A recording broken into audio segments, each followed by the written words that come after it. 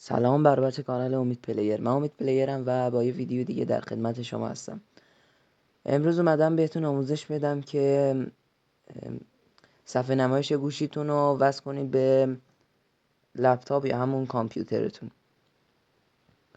حالا در بخش اول شما باید وارد گوگل کروم بشید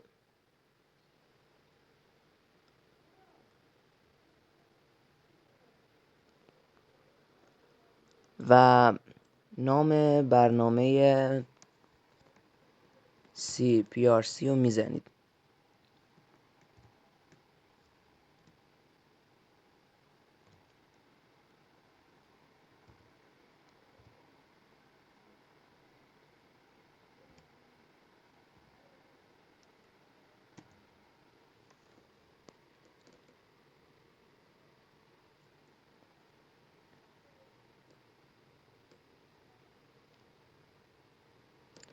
حالا ببین اینجا برای ما گزینه‌های خیلی مختلفی آورده که حالا ما میایم رو این کلیک میکنیم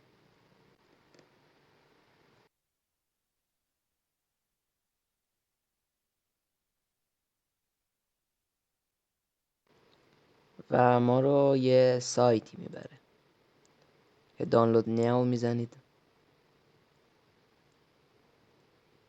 و بله و یه جای میبره که اینجا نوشته دانلود 32 بیت و دانلود 64 بیت.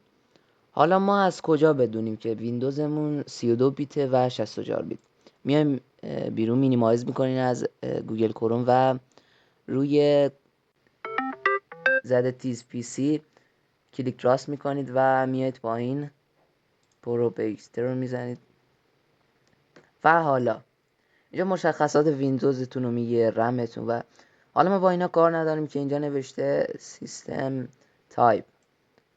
ما با اینجا کار داریم، زده 64 بیت. بله زده 64 بیت. ما فقط با همین کار داریم و میبینیم که ویندوزمون 64 بیته. باز میریم رو گوگل کروم و این نسخه رو دانلودش میکنیم، روی دانلود میزنیم. بله میبینید که برای ما یه چیزی اینجا دانلود میشه. باید صبر کنیم تا دانلود شه. کلا 6 مگابایت این هستش و بچه‌هایی که اصلا ما رو حمایت نمیکنه لطفاً لایک و کامنت فراموش نکنید و سابسکرایب رو بزنید و اون زنگوله کنارش هم فشار بدین که هر وقت ویدیویی گذاشتم اولین نفری باشید که میبینید. لطفاً حمایتم کنید.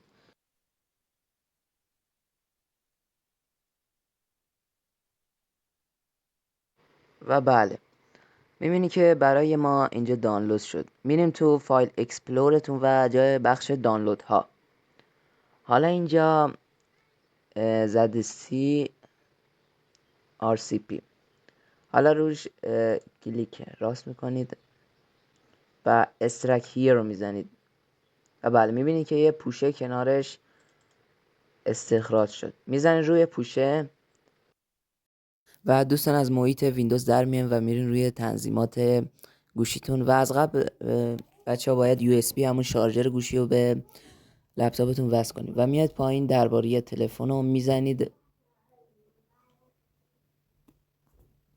و اطلاعات نرم افزار رو کلیک کنید و روی شماره ساخت یه 5-6 باری بزنید تا پین همون پین گوشیتون یا همون رمز گوشیتون برای شما بیاد و بله برای من اومدش که الان من واردش کردم و بله حالا اینجا برای ما می نویسه که حالت برنامه نویسی برای شما فعال شد.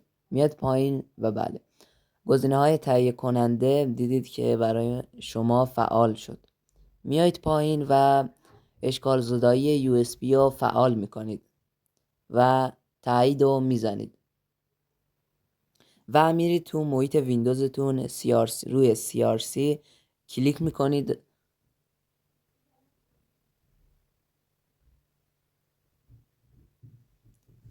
و منتظر میمونید تا لود شه.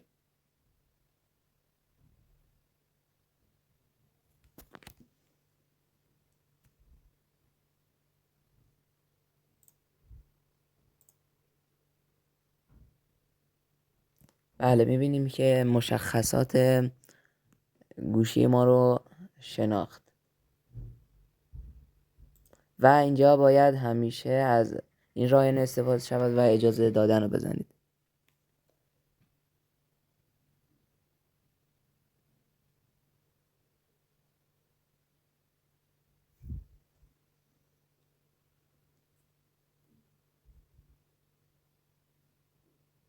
و بله میبینید که برای ما اینجا وصل شدش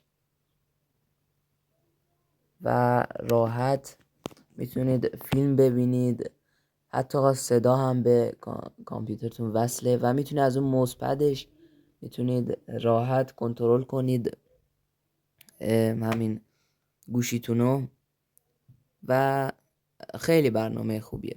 خیلی ممنون که تا آخر این ویدیو رو نگاه کردین و لایک و سابسکرایب یادتون نره.